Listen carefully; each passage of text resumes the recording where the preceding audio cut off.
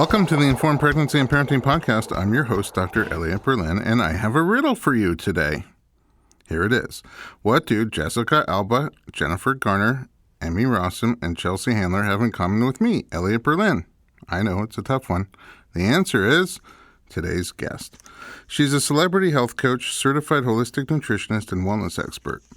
She combines her passion for health and the science of nutrition with a practical and optimistic approach to help her clients improve their health, achieve their goals, and develop sustainable habits to live a healthy and balanced life. She's the best-selling author of Body Love, and look out for her second book, Body Love Every Day. Kelly Leveque, welcome to the podcast. Thanks for having me. It's a pleasure to be here. Oh my goodness, I'm starstruck. Oh, I don't know about that. Your book, In My House, You're a Celebrity.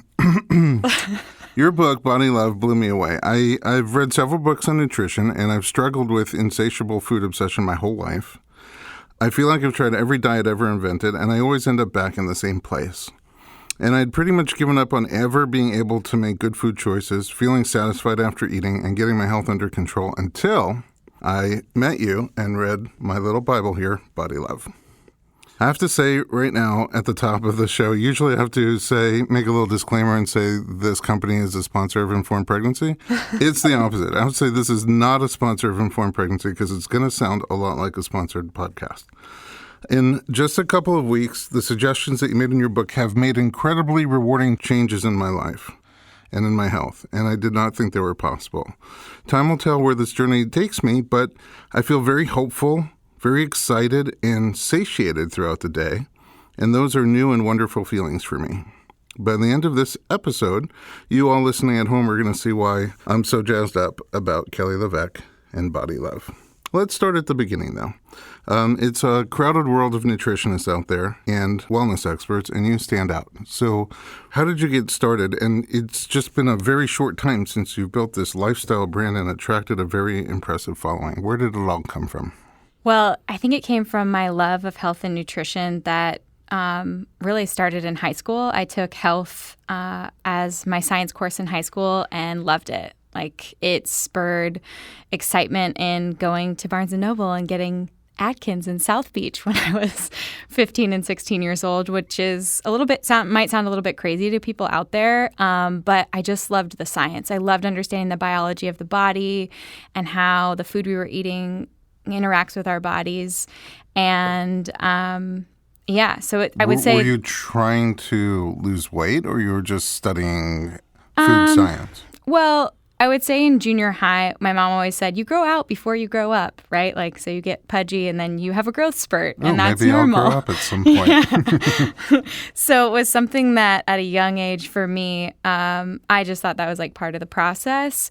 And my younger sisters had sort of my mom's genes, which were, very skinny and didn't have to really worry about it. And I sort of had my dad's genes and that side of the family, which was more the type of family that side had to worry about it. Mm-hmm. So I played soccer. I was really active. I mean, my mom made dinner every night. It might have been like chicken, rice, and broccoli, but she also was the mom who made chicken Alfredo, and we had every Costco snack. And I definitely felt at times addicted to food. So when I would read these books and learn what to do, I was using it not only to like feel my best and look my best, but also just to learn. But it was never anything at that age that I could stick to for more than like 2 days. It was like, I'm going to read the Atkins book while I eat these goldfish. It's funny because I grew up in a house where obesity runs in my family, and I think my parents were worried about it. So we grew up with like Weight Watchers apple snacks, the little dried snacks. Yep.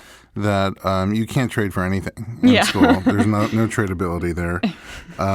Was not active really at all. I didn't play sports that much until high school, and I didn't really watch sports. I remember running one time because I missed the ice cream truck, and I had to like catch up to it, and I ran 2 blocks.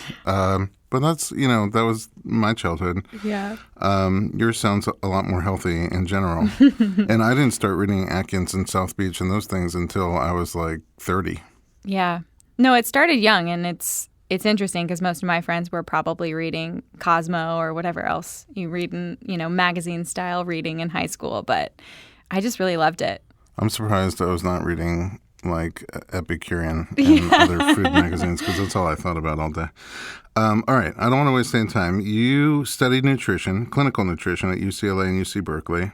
How is clinical nutrition different than dietitian? What's the difference between them? Yeah, so a dietitian is a postgraduate degree, and they go back to school for 2 years, and they take a board exam. And for me, this is actually my second career. So I had an 8-year career in cancer and genetics, where every single day I was looking at PubMed research articles in chemotherapy agents and tumor growth, genetics, and so for me, being that I would, one, have to pay for that postgraduate degree, and my husband already had law school student loans, and two, just knowing that I was really working with the best and most current information in my job, I didn't really want to go back and learn antiquated old studies that weren't up to date. And so I opted to do clinical, which meant that I did all my pre-med science courses and I took nutrition courses, enough credits to sit for a clinical exam.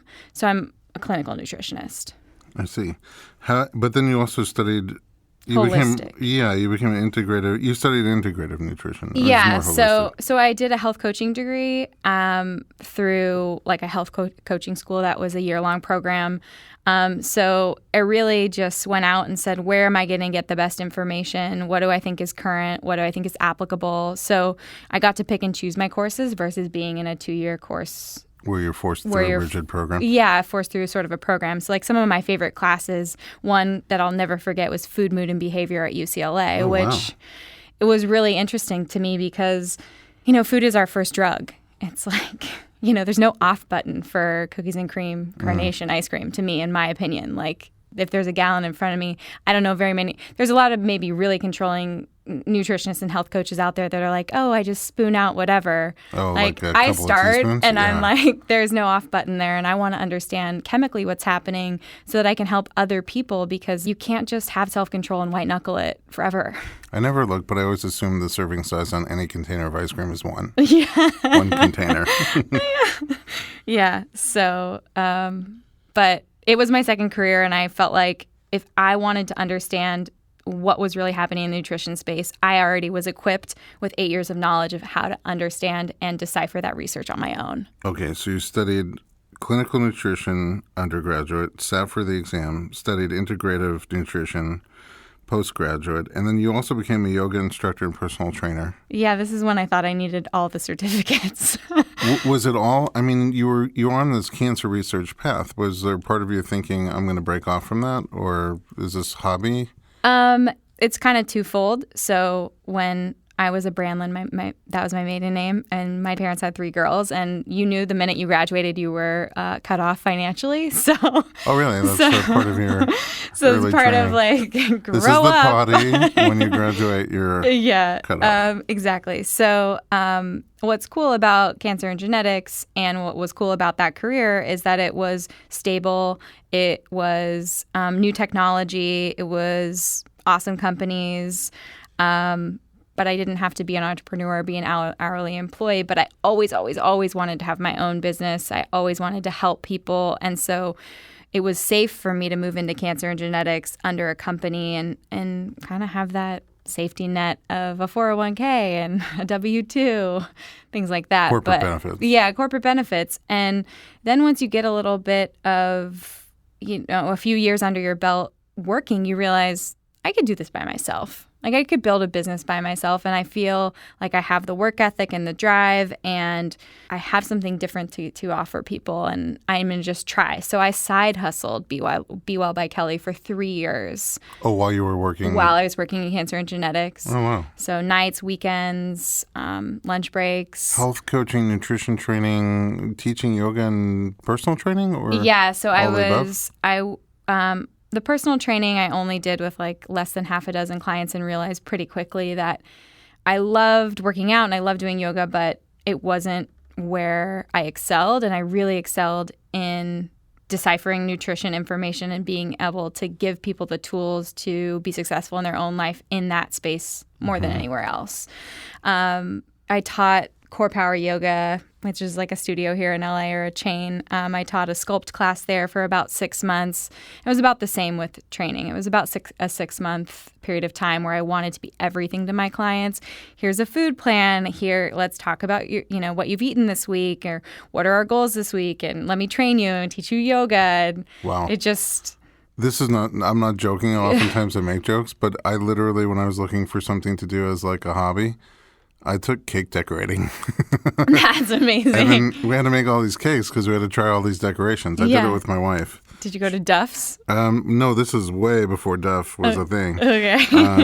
She wanted to do ice skating, and I'm like, how about cake decorating? Perfect. So we ended up doing both, but that's awesome. I'm not pretty on ice skates. Okay. Part of what I'm about to say comes from your book. It's not what you wrote necessarily, but it inspired me to think this way. I think that, like all the other animals on the planet, we're born with a very complex, hardwired programming, and it's designed to keep us healthy both inside and out.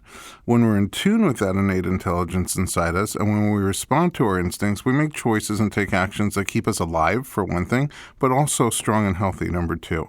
So, by way of example, if you watch other animals give birth, and there's tons of them on YouTube, it's quite stunning what they do. Typically, there's no partner with them. They don't have a doula, nurse, midwife, doctor. They don't read books. They never see a prenatal chiropractor. They don't take classes. They don't take workshops. They don't listen to a podcast or watch a documentary. But somehow, when they're giving birth, they seem to know exactly what to do while they're in labor. And then they deliver their babies, and they turn around and they start caring for them, all the newborn care, with no help. I think that humans, we also have that hardwired instruction as well, but we also have a newer part of the brain, the neocortex, where we can store more educated intelligence, things that we're told, things that we learn, things that we read or watch.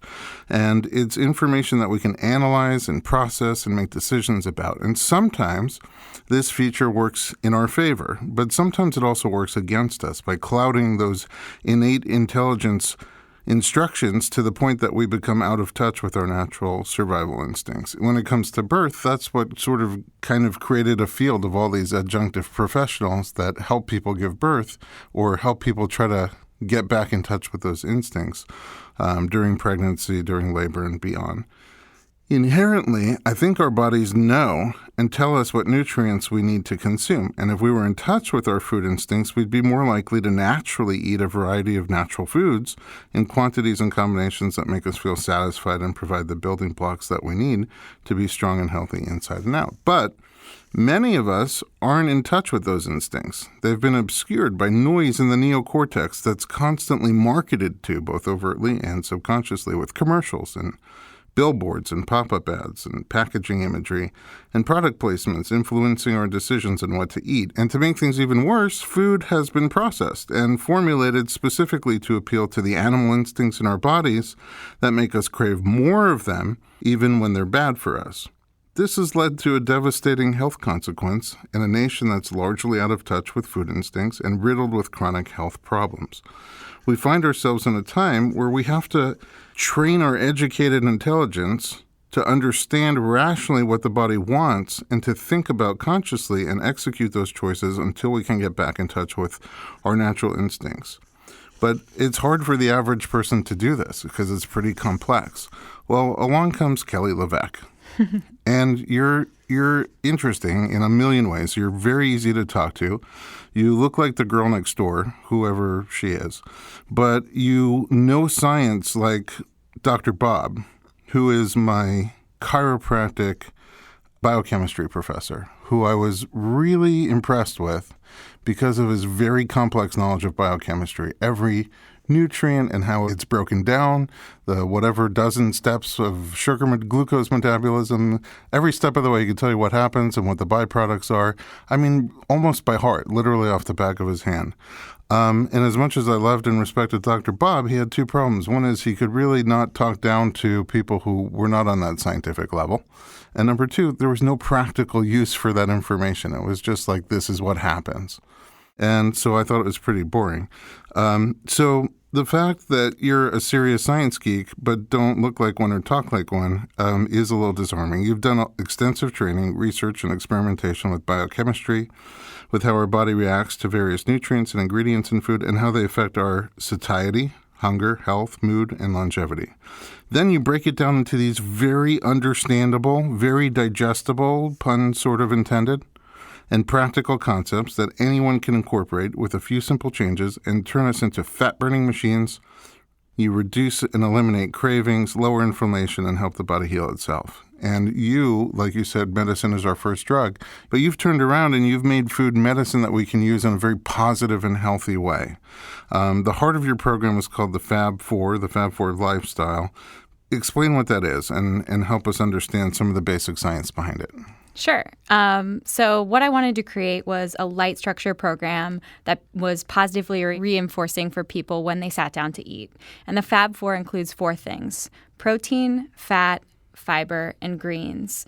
It's very inclusive. So whether someone is keto or paleo or vegan or vegetarian, they can fall into the Fab Four and find sources of protein, fat, fiber, and greens that they can put on their plate. And all it was trying to do was get people out of their own way. So by eating the Fab Four, you regulate over 8 hunger hormones in the body, which is really nice because it is one thing to get up from a meal feeling satisfied but not stuffed like a Thanksgiving turkey. And it's also blood sugar elongating. So I wanted these components to last in your body. That's what I mean by that. If it's elongating your blood sugar curve, you're not spiking and crashing and hungry 90 minutes later. You're feeling those natural hunger cues happen maybe 4 to 6 hours later, depending on what you ate. And you say that so simply that it sounds almost like a gimmick. Fab Four sounds very catchy. Yeah. And it just sounds like, 8 hunger hormones, food hormones. But the science is there. Yeah. And when you talk about elongating blood sugar, it's kind of so simple but so brilliant how it affects the body, right? So what do you mean by that? If I eat anything?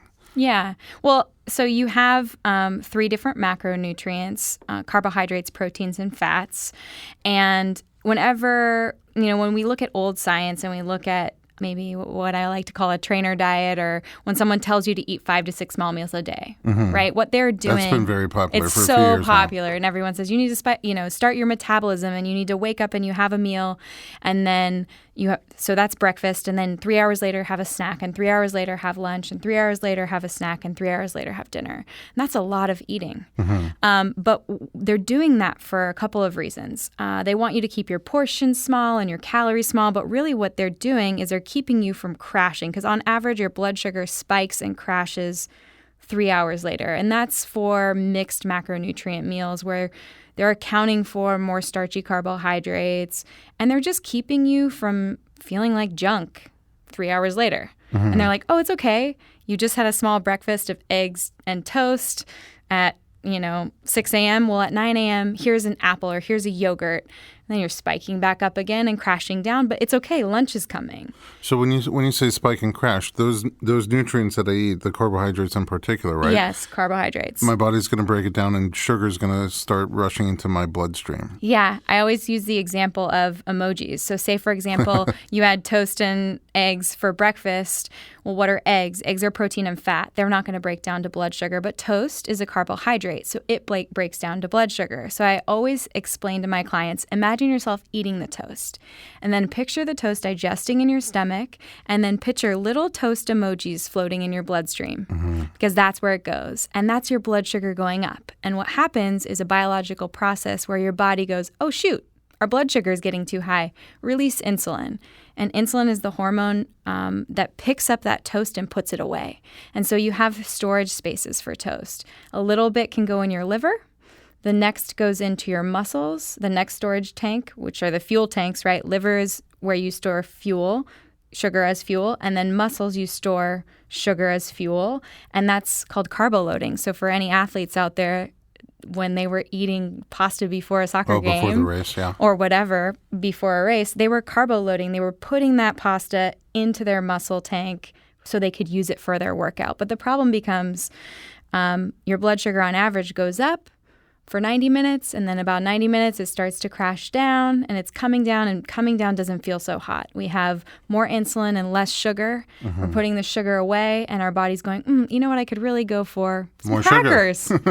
Yeah, it's not a good feeling. And so it's always so funny when I sit down with clients I ask them, do you know how to balance your blood sugar? And it's sort of a trick question because they're like, oh, yeah.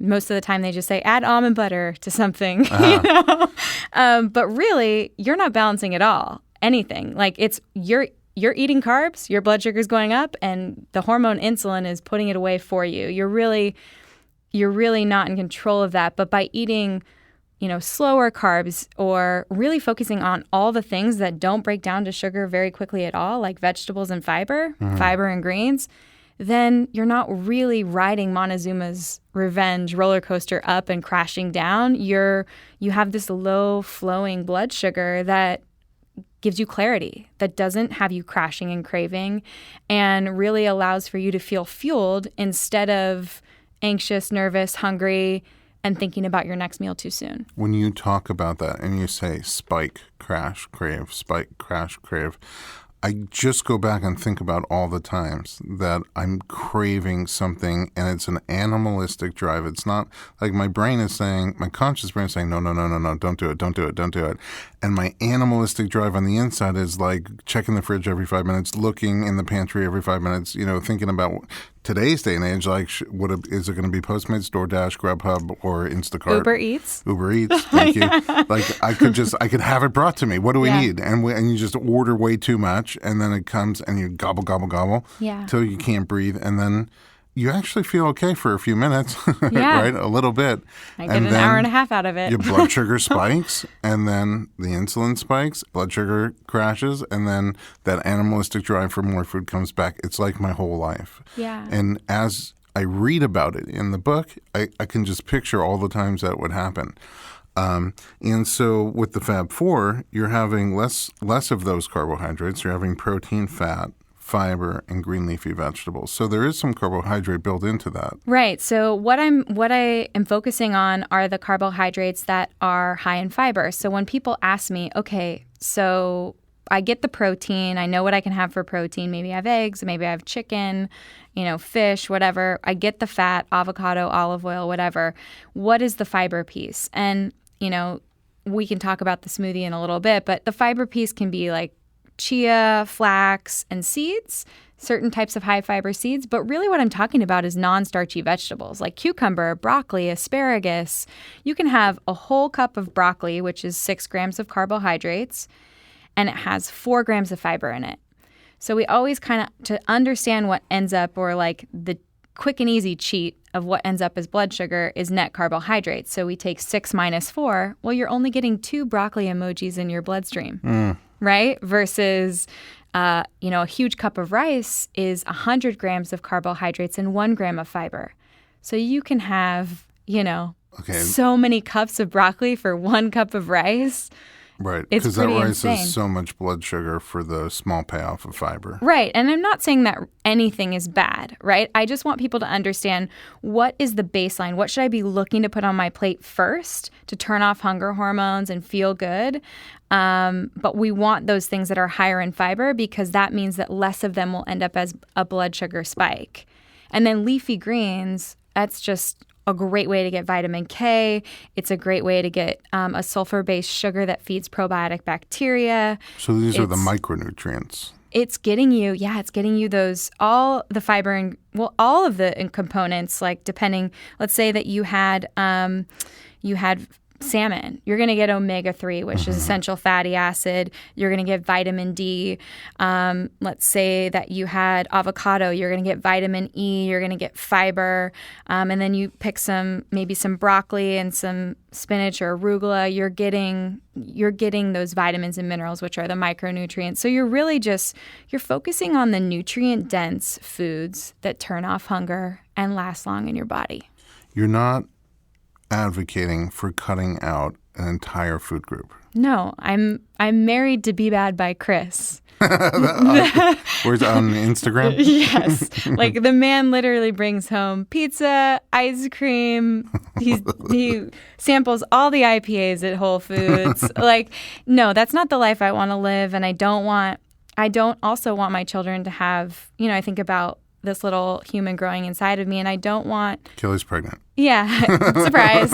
I don't want my child to have food issues either, because I think, people treat food like it's religion. They are they are so committed to whatever lifestyle they think is the best. And, the science, not that it's changing, but we're learning more and more and more. And if you can eat simply and put real foods on your plate, I think that you should be able to have a brownie on your birthday and just understand, okay, I'm willing to get on the roller coaster today because it's my birthday.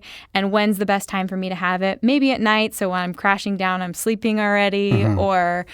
Oh, let's talk about that a little bit, because you talk about sort of like the eating window and the fasting window, and how it's a good idea to expand your fasting window in a day. Yeah, definitely. And people are talking a lot more about intermittent fasting in general. But I just think definitely trying to maintain 12 hours of fasting from dinner to breakfast is always recommended, because it allows for your body to process all of the food that you have, to bring blood sugar down, to cleanse. There's a process called the glymphatic system, which is basically a cleansing system for the brain that prevents amyloid plaque buildup and keeps us sharp and young. And, we all want to live to be 100 and whatever, but we also want to be functional and have our brain working when we get there. So taking time to fast also helps you balance your hunger hormones. So when people don't, eat late at night and then have a poor night's sleep, they're going to wake up and they're going to have about a 25% increase in the hunger hormone ghrelin, a 15% decrease in leptin, which is this, a hunger hormone that comes from your fat cells that says we're full. And if that signal is broken, it's really hard, because you have, I like to think about that kids movie Inside Out. There are 8 people up there screaming at you like, eat something. No, we're full. We're fine. No, we're starving. We want sugar. And if we can get all those guys on the same page and calm and relaxed, it happens when we have a good period of time to fast between dinner and breakfast, and when they've all had a really good night's sleep. And so, but during that fasting window, you become more fat burning. Absolutely. Because you're not eating any sugar. Right. So you don't have the presence of insulin. So one of the things that people forget to understand, or maybe don't understand, is that insulin has a hard time clearing from your bloodstream. So let's say that you did have a really starchy carbohydrate, and Chris brought home beer and pizza, and I had that for dinner.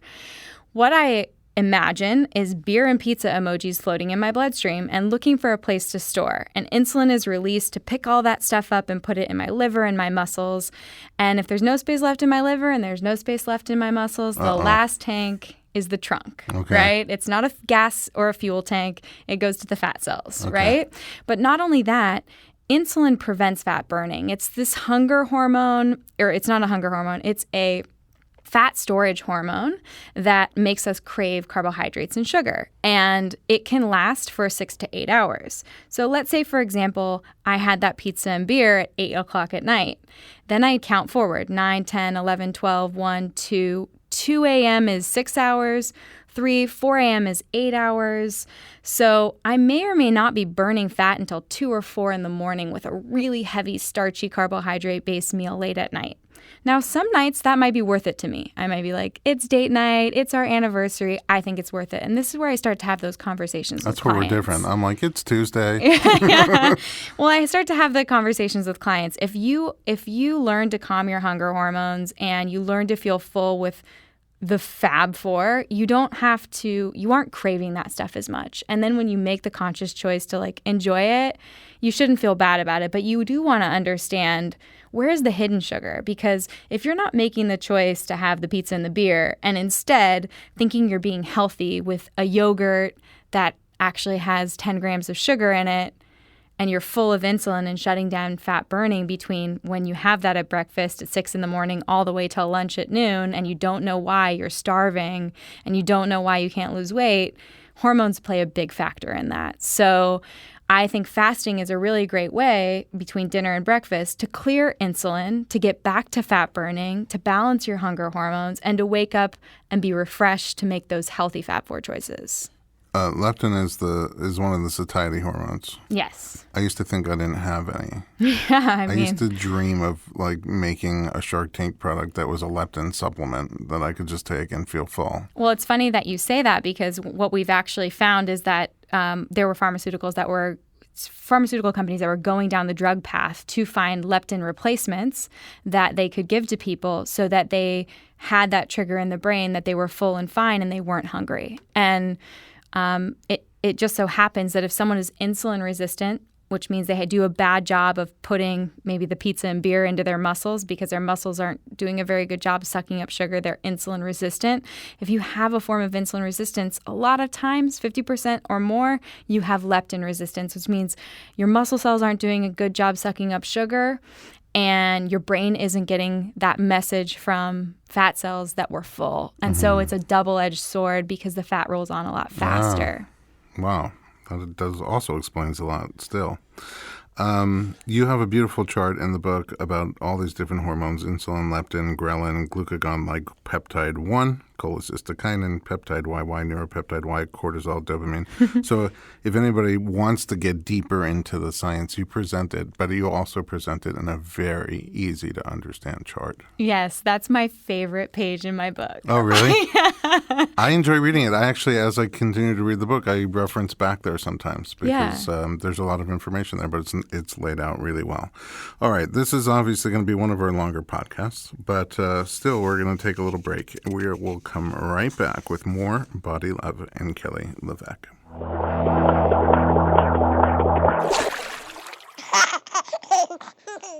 If you're enjoying the Informed Pregnancy podcast, check out our other media, our documentaries, Heads Up, The Disappearing Art of Vaginal Breech Delivery, and Trial of Labor, a documentary about modern childbirth from the mother's perspective. You can see them at headsupfilm.com and trialoflabor.com. Head over to our YouTube series, The Real Midwives of Los Angeles. Follow women on their journeys before they give birth and after they come back, together with input and perspective from local midwives in the Los Angeles area.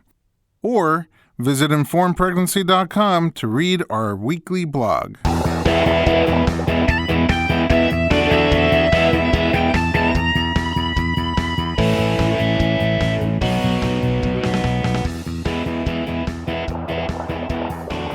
Welcome back to the Informed Pregnancy Podcast. I'm your host, Dr. Elliot Berlin, and we're continuing our discussion with Kelly Leveque. Okay, if somebody's listening right now and they say, this sounds pretty interesting, you've got my attention, I want to give it a little try. One of the things I love about it is how easy it is to just try it and start. You recommend, in fact, that you don't make any big changes, just start the morning with a Fab 4 smoothie. Tell me about the smoothies. Yeah, so the smoothie is a quick and easy way to get the Fab 4 into your breakfast. And for a lot of people, they're grabbing something on the go, or they don't have time to make eggs, or for whatever reason, this maybe works for them because it's light. And so the Fab 4 smoothie has a protein powder in it. So there's your protein. You can pick pea protein, collagen protein, grass-fed whey protein. There's actually beef protein now from Sweden. There's so many different types of protein powder. And I always just say pick clean, look for limited ingredients, find something that you like the flavor of, because you're never going to drink the shake if you don't like the taste of your protein powder. Do you have a favorite, just not in terms of flavor, but in terms of source? I like collagen because I eat animals. So I'm not vegan. I eat fish and chicken and eggs. And what you get from collagen is glycine and proline, which are two amino acids that make up collagen. So collagen is just you can think about it like a string of protein in all of our bodies, right? And it has specific types of amino acids in it that I'm not really getting a lot of when I eat muscle meat. So most of the time you're having a chicken breast, a chicken thigh, your steak is ground chuck, or it's all coming from muscles. So we're not getting a lot of those amino acids that come from ligaments, joints, skin, tissues, because we're not eating organs anymore. You're not making it sound all that tasty. Sorry. But it's just... I got a bag of collagen protein based on what I read. Yeah. But I haven't had it yet. Yeah. And I think part of it is I'm trying to wrap my mind around it. Yeah. I mean, it's just different. It's just different parts, comes from different parts of the animal. What does it taste like? It tastes just like a whey or any of the pea other protein. Proteins. It doesn't taste like anything. Yeah. Okay. Did you get a plain collagen? It's plain, yeah. Okay. So what I would do with that is use the protein powder that you're using, either vanilla or chocolate, and then do like a tablespoon of the collagen just to get some glycine and proline in there. Okay. Just mix up your amino acids. Tomorrow morning. It's a deal. So there's a couple companies that do a vanilla and chocolate collagen protein, and I like Primal Kitchen. It just tastes really good. I think I've tried hundreds of protein powders in the last 6 years because it's really important, right? My clients, one, I want to know that it's clean, it's limited ingredients, but I also need to know that it tastes good when I sit down with someone, because if it tastes like dirt the first time they drink it, they'll never drink it again. You're finished. I won't do it. So protein powder first, then you pick a fat source. So, it could be avocado if you like a really thick shake, almond butter, peanut butter, cashew butter, walnut butter. If you like chocolate, olive oil, sea salt flavor. The best part about this is you're taking real whole foods and building this shake with just a little bit of protein powder. So you introduced me to sun butter. Sun butter, yeah. I really like it. Sunflower seed butter. It's great for people with nut allergies. That's a great option. And then for fiber, we do chia, flax, acacia fiber, hemp.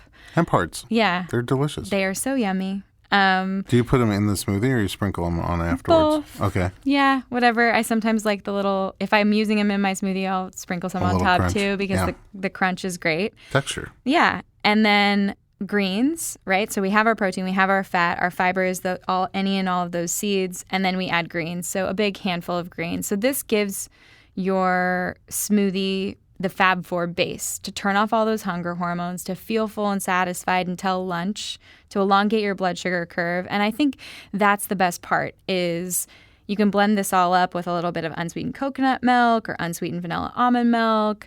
And occasionally you can add fruit. It could be a fourth a cup of berries, or, you could do... Now you're talking crazy. Apple and almond butter. But it depends on people's goals. If someone has weight loss goals, I say find a really good tasting protein powder and go fruit-free first.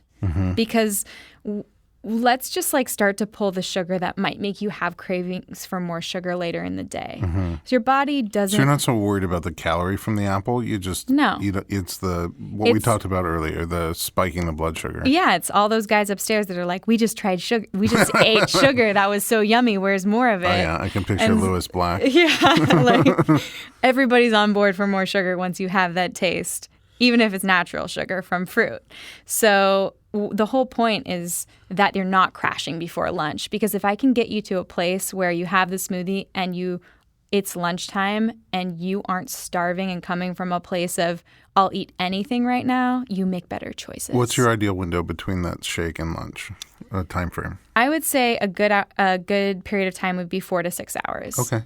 So I did it for 3 days. Very simple, right? I go nuts, and before I start every diet, I'm like, I have to have everything on hand, whatever it is.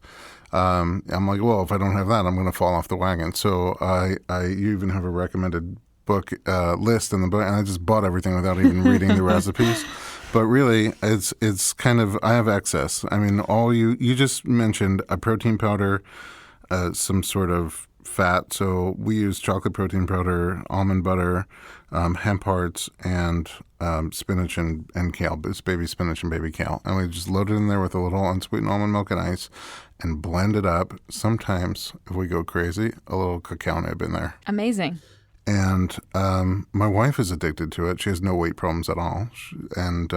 But she likes, she just likes feeling satisfied. Absolutely. And usually the other thing about diets is whenever I start them, day one is like I got to force myself through it. Day two, I'm like, oh, wow, we already got through 2 days. I only have another 6 months of this. And then by day three, I'm having like these horrible headaches and I'm moody. None of that happened so far in this program, and now I'm almost 2 weeks into it. I took your advice. First few days, I only did the smoothie, and I'm like, this can't be going to be all that life changing. But you know what? Before long, just a couple days into it, I didn't want any of those sugary foods anymore. I wanted to keep feeling the way I felt after I drank my shake. So we started eating just like good food, like fish and veggies and salads, and they feel good. And the crazy thing is, in the morning when I wake up, sometimes I'll be like, oh, I'm ready for breakfast. And I'll be like, got to get that 12-hour fasting window. Mm-hmm. So I'll have coffee. How do you feel about coffee in the morning? I love coffee. Oh, okay. Yeah. Great. So I have coffee. I put a little coconut butter and coconut oil in my coffee, and it definitely gets me to it's usually actually gets me to like more of a 13 or 14-hour fasting without thinking about it. I'm just full. I'm not thinking about it. Then I have my shake, and then 4 hours later, I'm having lunch, and I feel good. Now, I opened up the entire podcast by saying the difference between innate intelligence and educated intelligence. And my whole life, all these diet books are educated intelligence. Here's how you trick the system. Here's how you beat the system. Here's how you have your cheesecake made of all sorts of artificial crap and sweeteners, and you're eating cheesecake, so everything's okay. Yeah. And then I constantly would be checking the scale, checking the number of inches. I'm not doing any of that this time. I said to myself in the beginning, I just want to see how I feel and try to get in touch with how I'm feeling. So I don't know. I have no idea. I assume I lost weight because my clothing's bigger on me, but I'm sleeping better. I'm clearer-minded. I could just be making this up, but I'm recalling things faster and sharper and clearer. And the crazy thing, and I don't know if this is a normal thing or not, but my muscles, and I'm going for walks once in a while. I'm not working out with weights or anything like that, but I do, body work all day. Mm-hmm. My muscles feel like there was a wrapper around them of like cushiness, and it's gone. They're just getting like defined. Yeah. Without that squishiness around them. That's what I feel more than anything. You're getting this time to burn fat. You're getting this time without insulin, and you're not overfilling. I mean, think about it, like you're getting the energy and the fuel to fill your liver and your muscles. You're not overdoing it. You're giving your body a break to cleanse. All your hunger hormones are more balanced. And I think that's the beauty of it, is like everyone wants this quick fix and they want to go fast. And what happens after that is all those things you were talking about, the headaches, feeling like junk, trying to white knuckle through the first couple days, yelling at your kids, getting a fight with your wife, like all the side effects of a diet that not only affect you, but like everyone you live with. Yeah. Those don't have to happen. And it's not happening at all. It's the opposite. I feel good and happy. Good. I'm more relaxed with my wife and kids. Good. That's the plan. That's the point. The amount of money I'll save on therapy. Yeah. Stop thinking about the food and just feel full and calm. All right. So I have questions for you. First of all, you said fruit. You're not against fruit. If you're trying to lose weight, maybe hold off on the fruit. If you're trying to get your blood sugar under control, maybe hold off on the fruit at the beginning. But if not, are there specific types of fruit or amounts of fruit or times of day that you have fruit? Yeah. So I love low glycemic berries, but I love all fruit. I just think that the USDA recommendation to have 5 to 6 pieces of fruit a day is a little bit excessive, and I think it increases cravings for sugar. And when you talk about what is fruit, well, fruit has 2 types of sugar, and it has glucose and it has fructose. And glucose is blood sugar, right? So some of an apple would break down to a little bit of blood sugar, and the rest of that apple that's comprised of fructose can only be metabolized in one way, and that's 100% metabolized through your liver. And if it doesn't fit in that fuel tank, it skips your muscles and goes directly to fat. Okay, so glucose can go into your blood sugar and then go into your muscles, liver, and then as a last resort, fat. Yes. Fructose, which is found in fruit, no muscle. No, it's 100% metabolized in your liver, and if it doesn't fit there, kick to the trunk. Fat, which is interesting because it's fruit. Like when I was a kid, I was eating those Weight Watchers fruits, like everything was fruit oriented. Right, but also think about that. Why in nature would spring happen or summer happen with all these pieces of fruit? And what is the point of fruit? Like it's sweet, and we don't have an off button, and we release dopamine, this like reward hormone when we eat it because it's sweet, and that gets us to continue to eat it. And then our body puts on weight before winter so that we can survive. But now we live in 72-degree houses, we do here. and we have food brought in from everywhere all over the world, and there's no scarcity, but we still have these chemical responses to food. So for me, it's like I will put some fruit in a smoothie, but also I sometimes like to keep my smoothie fruit-free and just have a piece of fruit on its own occasionally. I might go to the farmer's market through summer and spring and get a peach or a nectarine. And this is a little bit backwards, but I will have it on its own in the afternoon time, maybe at like 3 maybe push it to 4, and just have it to taste it and enjoy it. Know that my blood sugar is going to spike a little bit, that it's going to crash a little bit. Be prepared for that, and then be ready to have dinner at 5:30 or 6. When you're starting to go down. Yeah, and know hungry. that I need to make those Fab 4 choices for dinner to really re-regulate those hunger hormones. You mentioned dopamine and you didn't mention cortisol, but cortisol is also a part of it. When you start talking about these hormones, we're not only talking about inflammation and health of the physical health, but those are mental health hormones that when you balance them, they control anxiety, and for prolonged anxiety, depression, and other mental health issues that people struggle with. Absolutely. I mean, I think with all of us running around with our phones attached to our body and work never ending and, just surviving and all of it, like there's a lot of stress in our lives. And cortisol is one of those hormones that really, if someone has a cortisol issue, I can have a hard time helping them hit body composition goals. Mm-hmm. And that's where yoga, meditation, watching funny movies, like watching cat YouTubes. I don't care what calms you down, but we should probably think about ways to calm your body because it's interesting. As a doula, I sometimes do that during labor when somebody's having a very hard time relaxing and getting out of their neocortex. I'll put on Jim Gaffigan, Ali Wong, Jerry Seinfeld, whoever makes them laugh. And just a few times between contractions, just a few laughs there, and your body knows it's not being chased by a tiger. It's a game changer. Everything changes after that. Absolutely. What about dairy? So dairy is one of those things that if we look at dairy, there are different types of dairy. So a glass of milk or ice cream or something like that is going to have way more lactose or sugar because dairy is made up of protein, fat, and sugar. But as you get into more cultured dairy like yogurt and then cottage cheese and then all the way to hard cheeses like Parmesan has very little lactose, very little sugar left, and all that's left is protein and fat. So when you think about dairy, I go person by person, and one, if you have a dairy allergy to any of the components, lactose, whey, or casein, the protein in dairy, we might pull it out. It might cause some inflammation. I definitely don't want people eating hormone and antibiotic-filled dairy products every day if that's not for them. But I also think about dairy as something that is satisfying because it has that fat, and it can be used occasionally for people to feel full and calm around others and at a meal. So, for example, if I go to dinner with Chris and he gets 2 In-N-Out doubles, fries, and a Neapolitan or whatever it is, the shake with all the flavors in it, and I might go for the lettuce-wrapped burger with cheddar, and I make it like a cheeseburger with the Thousand Island sauce versus trying to be the girl who's having just a beef patty with mustard wrapped in lettuce because I want to be present. I want to be there. I want to enjoy it. I don't want to be tempted to have his food. And I think dairy is sometimes for some people a great way to add satiety. So we might use a little bit of feta or sheep or goat cheese. We might use a little bit of Parmesan if we need to.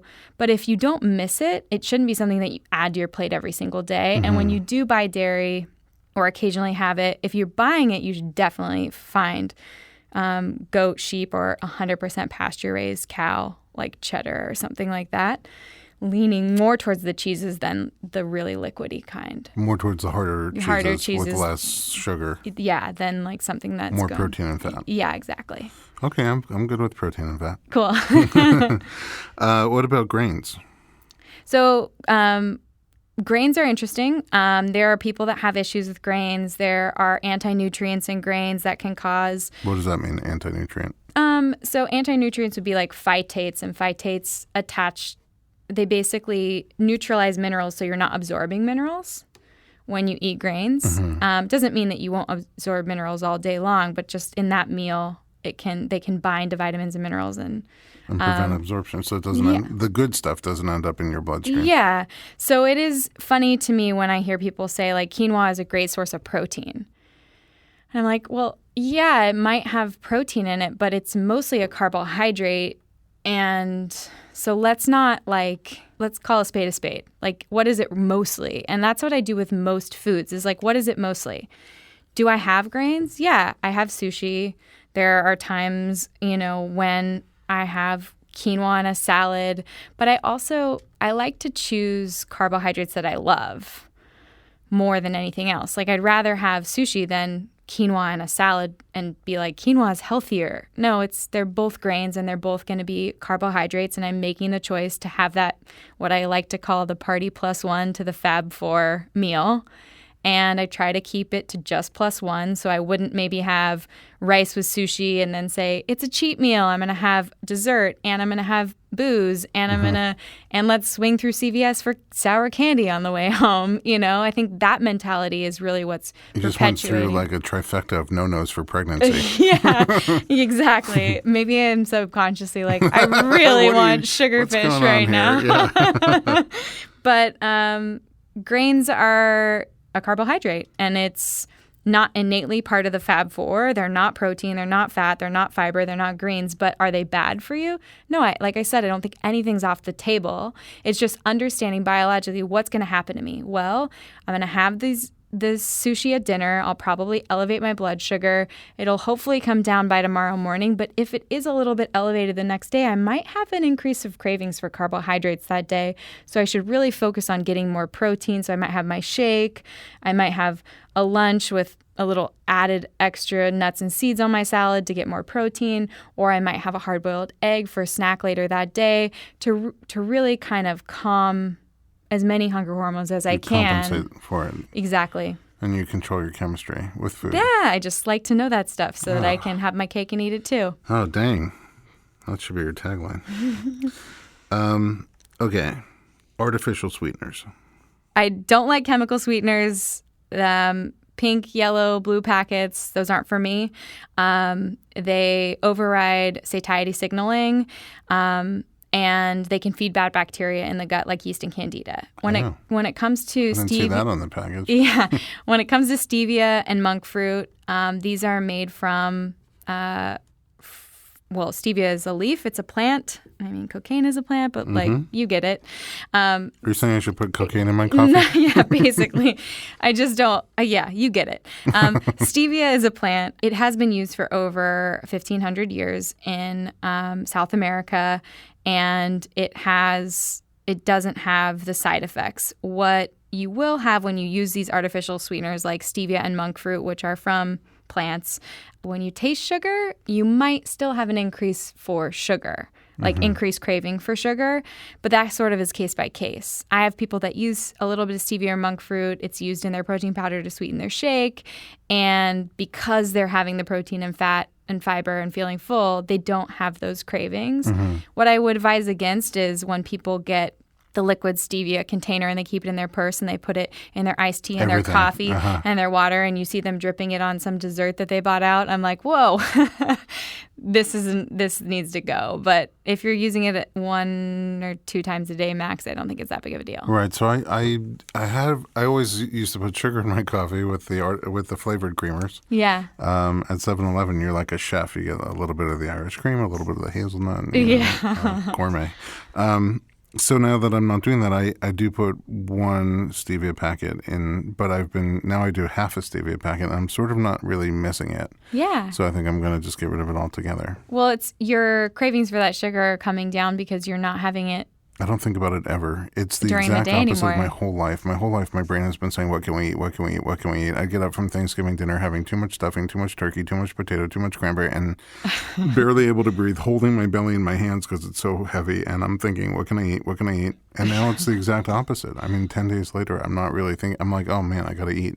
Yeah. It's just a reversal. It's really hard to imagine. Well, but it makes sense. I mean, you just got charts about all the hormones, and it just makes sense. Even my daughter's 12, and she loves the carbohydrates. And now she's playing basketball and she's more athletic and she wants to like be stronger and faster. And so when I explained to her the Fab Four, it made sense to her. When I explained to her the fasting window and the blood sugar, it's on her level at 12, totally made sense to her. Yeah. And so you see her making much better choices because she even with the window, she's like, no, I'm not going to eat yet. I'm trying to extend my window. Yeah. my sugar curves to be bigger. Yeah. But what about those cravings? Sometimes you do get a craving in between meals, and do you have a particular tip on how you handle those? Yeah, it's interesting because it depends on the time of day. So for some people, they have lunch at noon and they don't have dinner until 8 o'clock, and that's a really long window of 8 hours. So what I like to say is that you should have a bridge snack if you need one,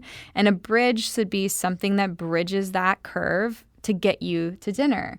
And a bridge snack can be comprised of the Fab Four. So it might have some protein and fat, like a hard-boiled egg. Or maybe it has fiber and fat, and it's a flax seed cracker that's just like basically made of flax and chia dipped into guacamole or avocado. Ooh, is there a flaxseed cracker you like? Flackers. Flackers, okay. Well, they're flackers. Flackers, they're pretty big-sized crackers, and you can have 6, and it's a 7 carbohydrates and 6 grams of fiber because it's just flax. So when you look at that, 7 carbohydrates minus 6 grams of fiber is one little flacker entering my bloodstream. It's the same Flacker as emoji. Yeah, it's the same as having veggies, and it's filling. And when I see clients get really excited about the Fab Four and they pull back too much and they don't have these things that make it feel like they're having fun. Yeah. Then I get a little worried because then they're treating it like a severe diet, like a very strict type of a diet. And I want to pull them back and say, take advantage of okay, you have a really big chicken shawarma salad situation. Can you add a couple flackers and, dip that in or, have it with your salad or something like that? I mean, if they weren't having fun, at least saying flackers is a lot of fun. Yeah, it's a fun. I also spied with my little eye on your Instagram page something this week that looked amazing. It was a keto bun. Yeah. So what's great about the keto movement is keto it's a no carb diet, right? And so all of these people are coming out with bread products that are made of, a little bit of almond or coconut flour, egg, coconut oil, and fiber. So I saw psyllium husk fiber. Psyllium husk or flax meal, and I was so impressed with the keto buns, the unbun, really? Because they were so squishy. Because a lot of the keto stuff can be really cardboard, those fake breads. I've had them. It's almost worse than having, nothing. Yeah, but these are the I used to make them in a mug, quick recipe at home. There you go. You're like, okay, is this hard as a rock? It's like more of a scone than a piece of bread. It's definitely a dry, more of a British thing. But those are the kind of things and I also love the freezer. So I'll have people get maybe the Unbun, or another great bread company that's keto friendly or paleo friendly is Barely Bread. There's a cauliflower pizza crust company that uses cauliflower and flax and egg called Cali Flour Pizza Crust. And they have red pepper flavor and garlic and all kinds of stuff. But these are great things to have around because they store in your freezer. And so it isn't like opening a cabinet to a bag of Lay's. Nah. You have to let it defrost. You have to be intentional. It has to be added to a meal most often, or at least there's a little bit of barrier to entry. There don't have to. I would eat any of these things frozen. Oh, my goodness. When I come get my body work and adjustment and you tell me that you've eaten a frozen unbun, we might actually have to have a conversation. Well, I don't think I would, but my wife learned the hard way that there's no such thing as a frozen cookie or cake bar. Yeah. She would put stuff in the freezer thinking nobody will eat it because it's frozen. I'm like, no, that tastes delicious. Yeah, you're like, it's basically ice cream. The unbun may not. Yeah. Okay, stress eating. It happens. And when you feel that stress, something happens, you get stressed out and you get hungry for it.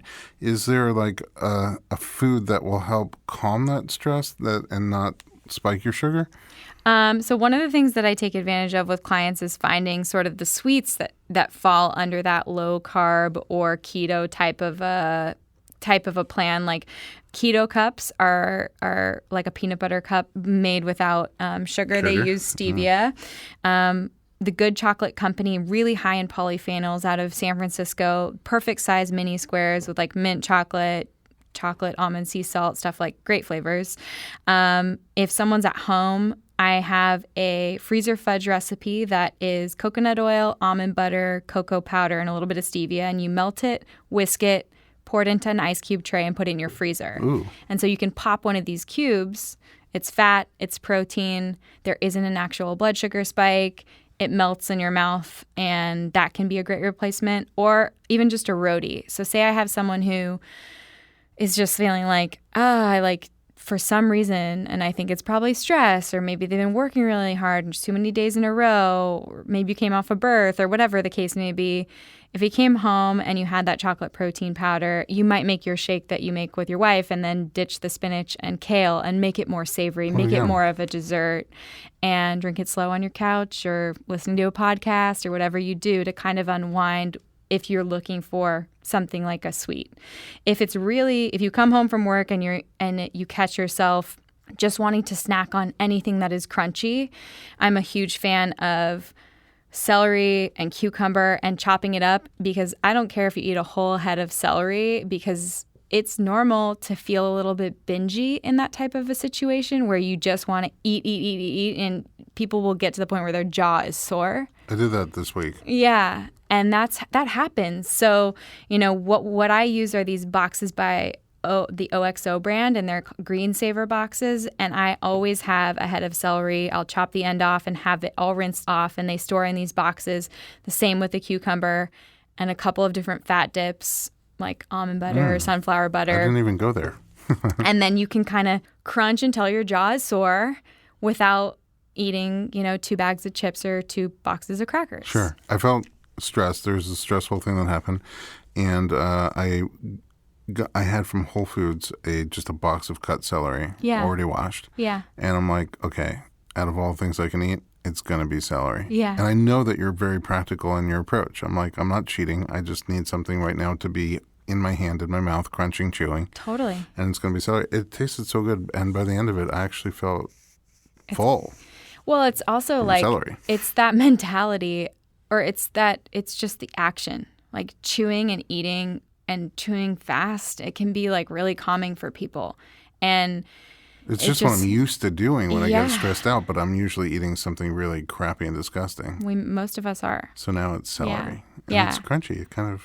And if people have like a craving just for a flavor, I love krauts. So sauerkraut, any kind of like kimchi, any kind of fermented veggies, you can buy those. And the greatest part about these is they don't go bad in your fridge. They last for like a month. They just become krautier. Yeah, they just become more fermented. Yeah, I was like, this is very sauerkraut. Yeah, farmhouse kraut makes a bunch of flavors like garlic dill pickle, which the baby loves. Oh, really? So, yeah, it's great. You know when it's stress or like you have to send an email. For me, it's if I have to get something done and I'm procrastinating and I know I have a call in another hour and I have to get someone a plan and I do a stress drive-by through the kitchen. I'm like, dang it. Okay.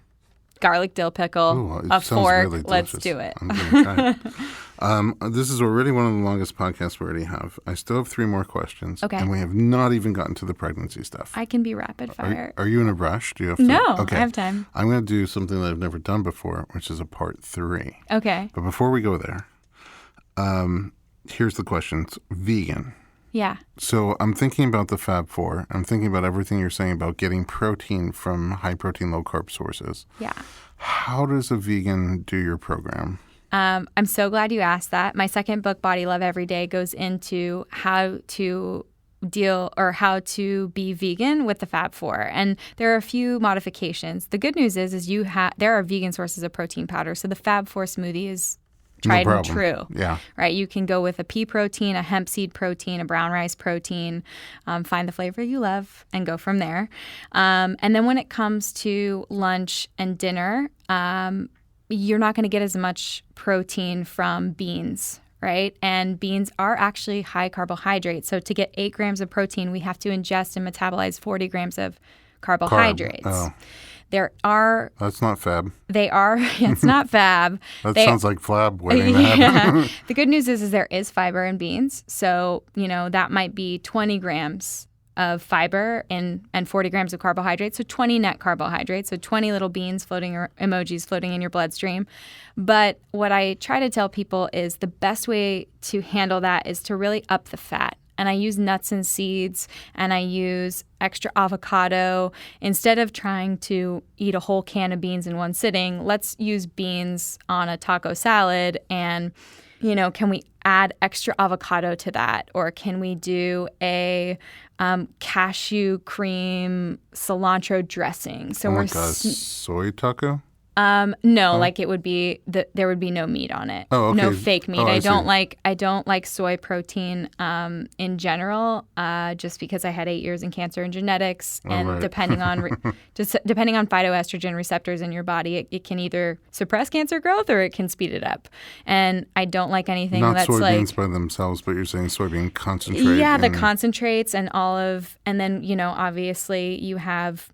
The majority of soybeans that are grown here are GMO, covered in glyphosate. There's just a bunch of – I just don't think it's clean, unless you're like so edamame. You're saying a taco-like salad. A taco-like salad where you might put some black beans on it. I would say add extra avocado.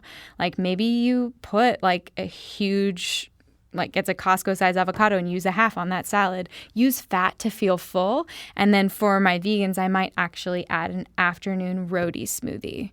So it'll be a smoothie for breakfast, like a full Fab 4. And then they might have their salad, which isn't going to last them as long because they don't have as much protein there. Yeah. But then they are getting a little bit of protein in like an on-the-go shake, and then coming home and having something like a veggie soup. So it's doable. Totally doable. My vegans are going to be happy. Yeah. Last question is, how do you incorporate exercise into this program? And is there particular types of exercise or times of day when they're better and more helpful to do them? Yeah.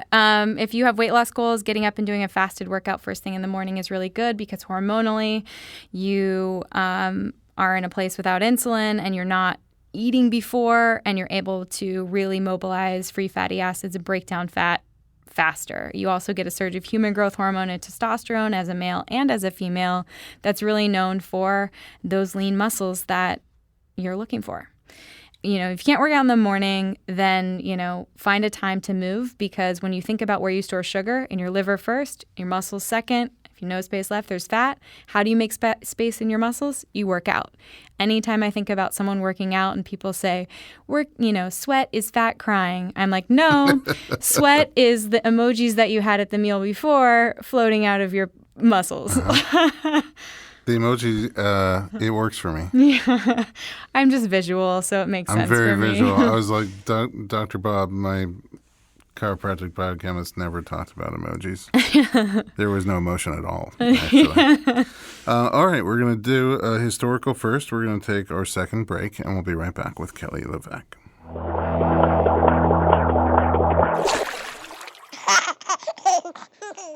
This podcast is a proud member of Parents on Demand, a network of high-quality shows for families just like yours.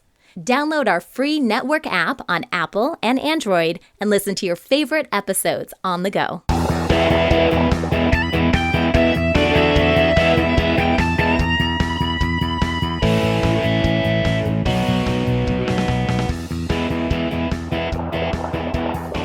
Welcome back to the Informed Pregnancy Podcast. I am still here with Kelly Leveque, and I never want to let her go. But this is going to be our last segment for real. Okay. You're currently pregnant with your first baby towards the end. Congratulations. Thank you. We're so excited. I'm excited that you're making a little human as well. We need more little Kellys and little Chris's. Yes. So here's the question. Have your routines changed at all during pregnancy?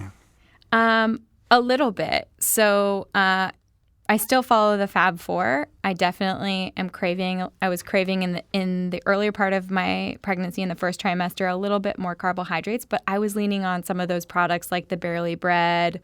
I love Jill's crackers, which I love Flackers. So I don't think I mentioned Jill's the first time around, but that's another like almond flour chia flax cracker. And so I might add a couple of those. There was a little bit of time there where I'd wake up and I wouldn't want anything cold. So I would have eggs. Oh, no smoothie. Eggs scrambled with some avocado, and then I'd have a smoothie for lunch. or smoothie as a like bridge snack later in the day. I was still always having my Is fat. there a soup version of your smoothie? Yes, soupy? if you make or buy traditional bone broth, like chicken bone, like, chicken soup, homemade, the real way, there's so much protein in that broth. It's 9 grams of protein per cup. And so you can do a bone broth, which has protein, and then you can add fat either with olive oil or avocado, and then non-starchy veggies and leafy greens. So one of my favorites is sort of like a Mexican veggie soup where you do bone broth, avocado, and then you can put zucchini and summer squash and tomatoes and onions and cilantro and a squeeze of lime. It's a Fab Four soupy. Yeah, jalapeno, and it's really good. It's so many flavors. Yeah, and if you want the chicken, you just pull the chicken into it too. I want the chicken. Yeah, me too. Let's be honest. Okay, so that was early in the pregnancy.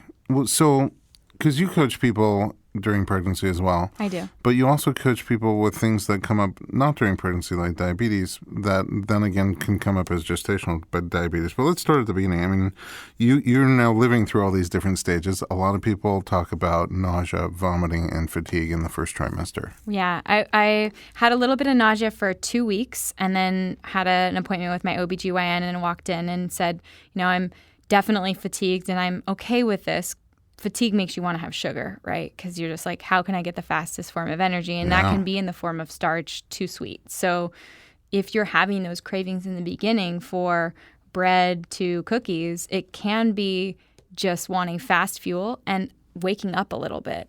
So be aware of that and try to pick like cleaner alternatives. But those can create really bad habits in the beginning of your pregnancy. And then when the nausea goes away, you still have those really bad habits. So when I walked in, I said, I sort of am feeling nauseous and, what do people do for this? And she said, the prescription is a low-grade Unisom B6. Mm-hmm. So I said, can I start taking B6 and see if it goes away? I'm very lucky, like knock on wood, 48 hours later, I didn't have any nausea. Oh, really? Just B6 by itself? B6 on its own, 25 milligrams. And she said you could split it up or take it once a day. And I just got little 10 milligram ones, started with 10 in the morning and like 10 mid-afternoon when I would start to get that second wave. Mm-hmm. And it totally went away. So I see the whole spectrum. I see people who just have it so mild that they don't want to take anything. Yeah. I see people that take B6 and it goes away just with B6. Mm-hmm. I see the B6 Unisom more and more commonly now. Mm-hmm. And then if that's not working, heavier, more prescription drugs for fighting the nausea and or the vomiting. Mm-hmm. But the cravings and sometimes the nausea and vomiting, I think, feed off of each other. If you're low energy and then you just eat that pure sugar, and it messes with your blood sugar, it can also make you nauseous. Yeah, absolutely. I would say the more Fab4 that I ate, the more energized, calm, and relaxed I felt, the less nauseous I felt, the less fatigued I felt, and it really helped me. It's just, again, it's that light structure. I'm not saying you can't have crackers or bread or whatever that you need, but try to go for those lower glycemic options, maybe raspberries, a little natural sweetness and good fiber, or these alternatives that fuel you without overfueling you and causing you to crash out and feel nauseous.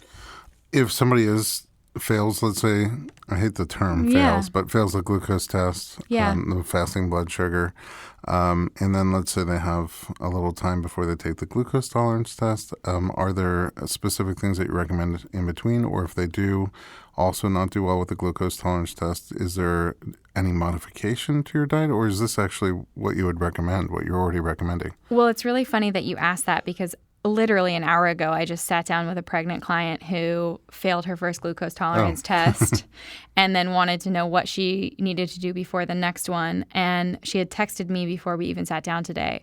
And I had her go get a glucometer from CVS and start treating herself like she already had gestational diabetes to track her fasting blood sugar. So she pricked her finger to find out her blood sugar first thing in the morning.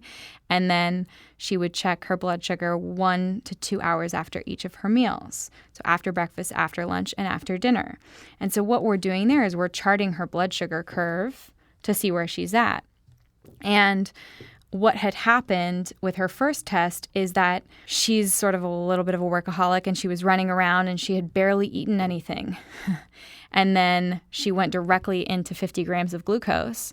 And what we know is that intermittent fasting and like elongating your windows and this very popular trend of intermittent fasting actually completely backfires metabolically when you intermittent fast and you go directly into a really high carbohydrate meal. So what I told her was next time, one, see if you can get away with treating yourself like you have gestational diabetes and tracking your blood sugar for your doctor to see if you can opt out of it. And if your doctor still wants you to take the test, it's really important that you have enough protein and fat. So I would definitely go for at least 20 grams of protein in your smoothie before you go, maybe an extra tablespoon of fat in that smoothie. Or if you're having like eggs and avocado and veggies, like eat a real meal, don't fast into that. And then allow for, maybe you scheduled your glucose tolerance test a little bit, 10 in the morning or whatever, whenever you want to do it. And you'll see that it won't go as high. So that you The test is bizarre to begin with. I mean, you take a pregnant woman, for the first one she has to fast, and then, then we give her this glucola, which is like soda concentrate. Yeah, you can't eat, no one's eating that much sugar in No one one's sitting. having glucola. Yeah. And even if you're having regular cola, you're not having glucola. Yeah. And it doesn't taste good. It's not even a good flavored.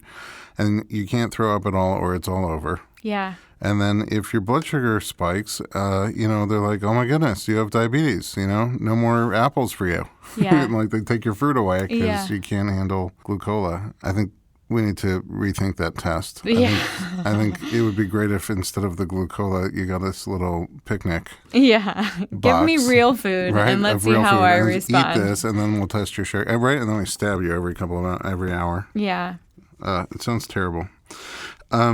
What if then after the glucose tolerance test, it's determined that they have gestational diabetes? For severe cases, they use insulin. But Right. sometimes with a more mild or medium case, you have a chance to use diet and exercise. Yeah. No, I think if you have the chance to use diet and exercise, it's a great, the Fab4 is a great tool for you because we're teaching you how to balance your blood sugar. And for a pregnant woman, I might add that bridge snack, have breakfast, have lunch, have a protein-based bridge snack either between lunch and dinner or after dinner before bed, because that does help support having nutrients so that you aren't breaking down your own body or freeing up too much sugar while you're sleeping. I love all your little terms. Be well, Fab4, bridge snack. These are all things. I just want to go into a little store and see a little selection of bridge snacks Yeah. for me to have. What about hypertension, pregnancy hypertension? So that's a hard one because it's interesting. There was actually an article that came out that oral health had a lot to do with hypertension. So the bacterial ecosystem that lives in your mouth, and they found that people that used Listerine for a long time killed off a lot of that bacteria, and it was correlated to really The good bacteria? It kills off, it's killing off the probiotic bacteria that protects you from the outside world. Because think about it, this bacteria, probiotic bacteria, is all over your body. But it really, when we're talking about the GI tract, it starts in your mouth and goes all the way down to your booty. And in your mouth, your gums, like when you have bad gum health and it's related to heart disease, same sort of a thing here. So they're actually finding that people who use aggressive oral care products have a higher chance of hypertension in pregnancy and in general, because that layer, that like protective barrier, you're basically like over cleansing. It's sort of like the same idea as all of these antibacterial soaps and antibacterial sprays, and we're killing off this microbiome that really is the first layer of defense in our body. I believe that I read I did a lecture for a while called The History of Cesarean Birth. And, cesarean became a lot safer once we had antiseptics, which is in large part to Joseph Lister. Yeah. And I think a little fact that I picked up along the way is that Listerine actually started as a cleaning product. Yeah. and which makes me feel a Doesn't lot. surprise me. It makes me feel a lot better because my kids are always spilling on the floor. Yeah. And I'm like, oh, great, 2 for 1. Yeah. But now it sounds like I need to have like a little probiotic breath spray. They actually have probiotic lozenges Oh, now really? they have probiotic lozenges for kids now for oral health. Yeah. Oh, interesting. Yeah. Okay. So those expect probiotics for all over your body in the future. They'll probably be in our lotions. They'll probably be in kind of anything and everything. Very fascinating. So maybe stop doing that?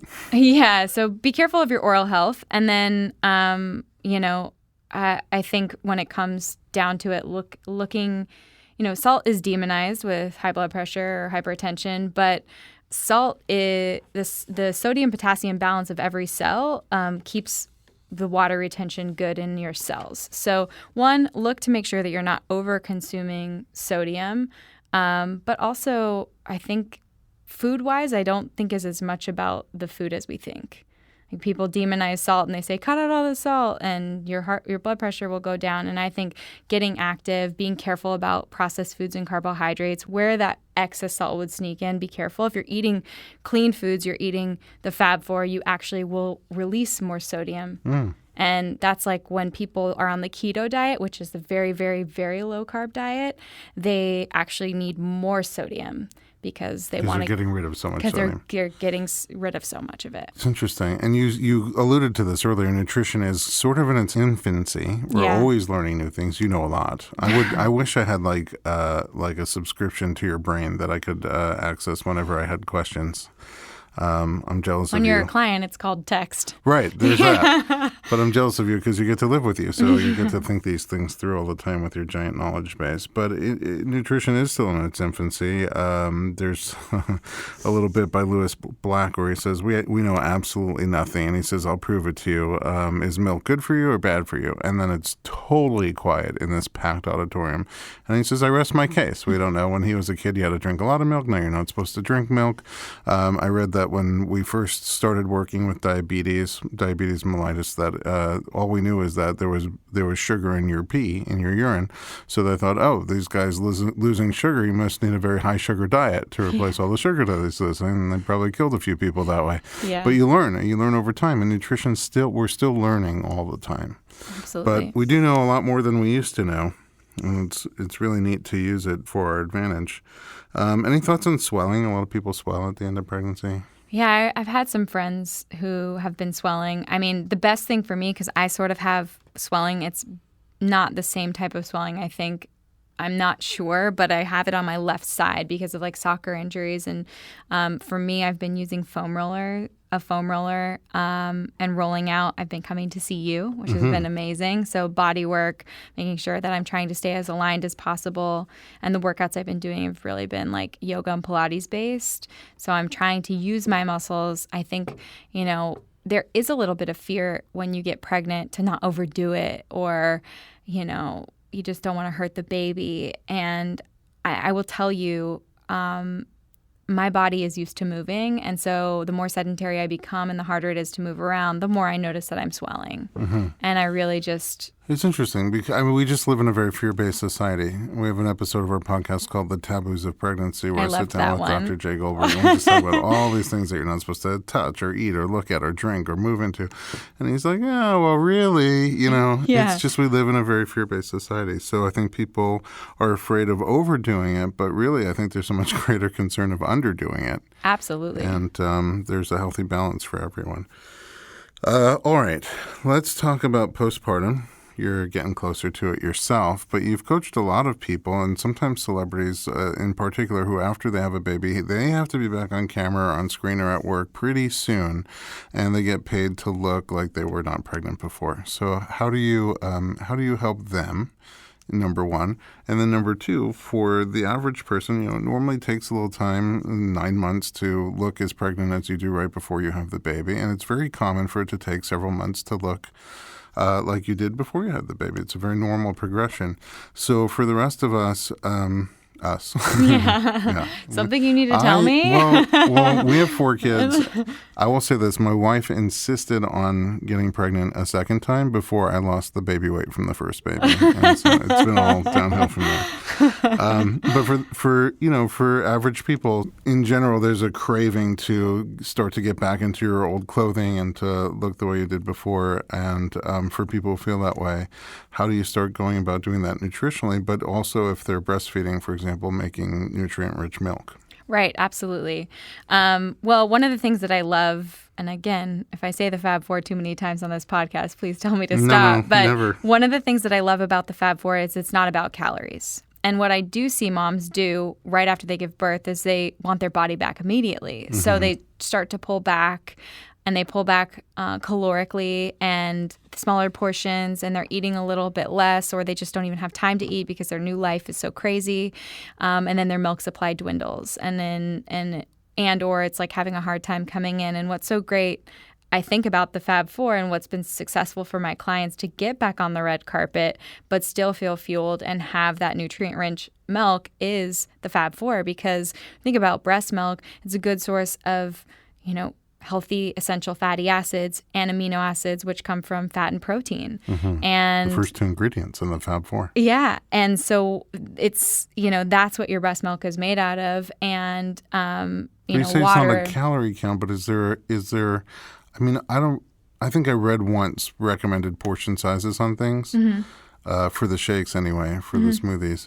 But if someone, would you recommend having more if they find themselves hungry, just to increase the quantities? The quantity, yeah. And so what we'll do is we'll give someone a smoothie for breakfast. We'll do, depending on their baby and like what, if their baby's having a hard time with certain type of veggies or whatever, we might do a warm protein and warm veggies, or they might feel like a salad with avocado and chicken or something like that. And then we'll give them a little more protein and fat in a second shake in the afternoon, sort of the way that I work with some of my vegan and vegetarian clients. So they're never starving.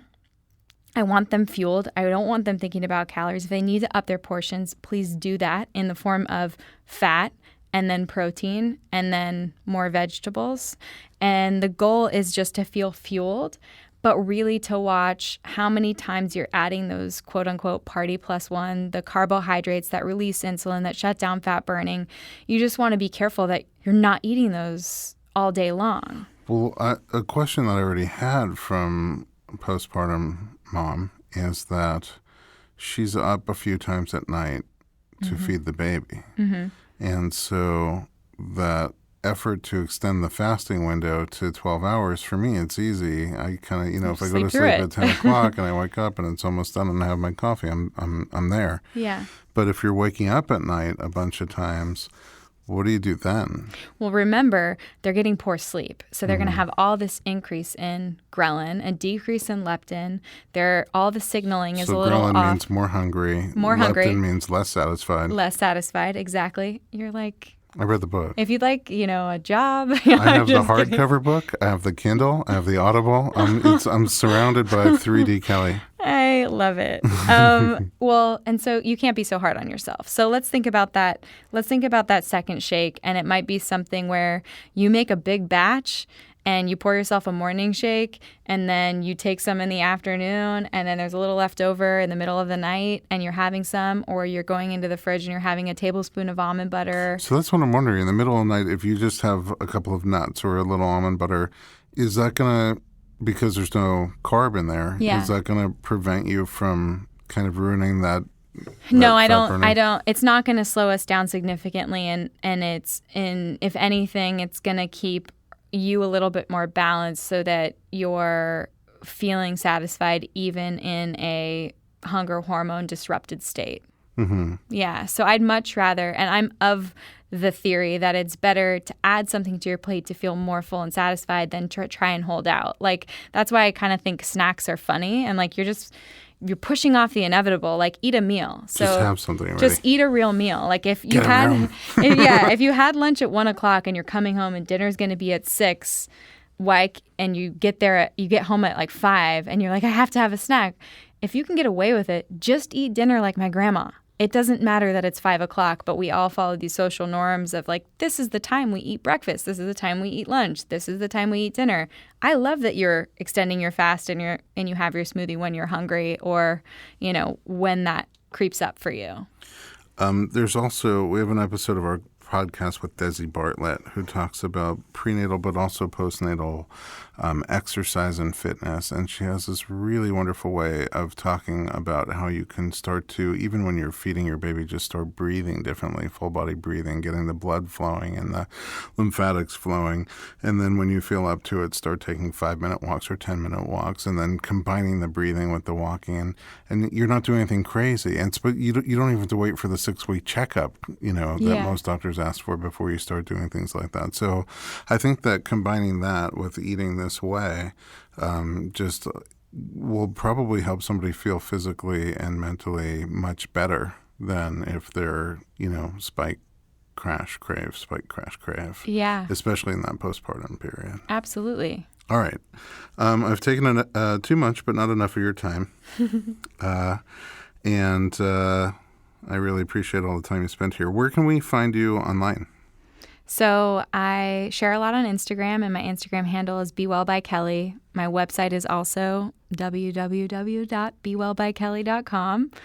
I push everything from Instagram to Twitter and Facebook. You can follow me there. I'll probably start sharing a little bit more there. And on my website, I actually write for a number of different blogs and wellness sites, and I will always hyperlink those articles on my blog as well. Awesome. I don't know if anybody can tell by listening to this episode, but I'm really grateful to you.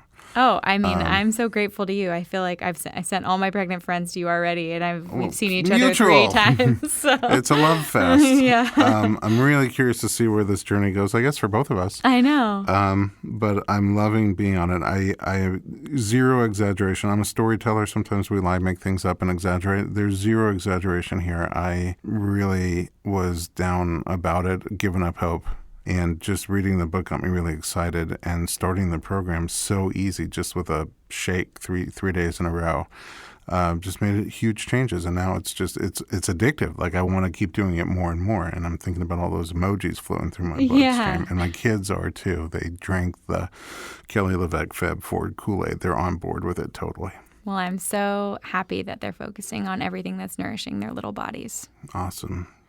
At home, thanks for listening. Thanks for hanging in with us for almost 90 minutes. We appreciate you too. If you have, and we're getting some really great suggestions for episode topics, keep sending them. We're going to explore all the different topics that you're sending, find the best experts for it, and we'll do a podcast. Send it to info@informedpregnancy.com.